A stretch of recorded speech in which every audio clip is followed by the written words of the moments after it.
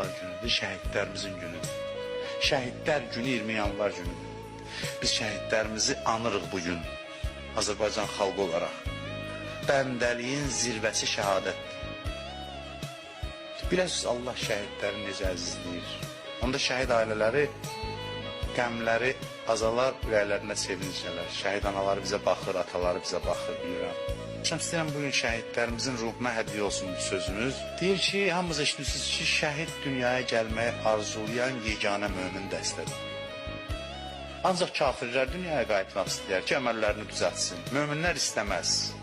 Amma şəhid möminlərin içində, mömin yəni Allaha bəndə olanların içində, mömin deyəndə bunu nəzərdə tuturam. Allahın bəndələrin içində dünyaya dönmək istəyən yeganə varlıqdır. Sual olunur, niyə?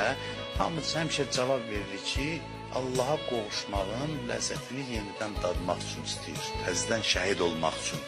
Dönmək istəyir dünyaya ki, bir də şəhid olsun.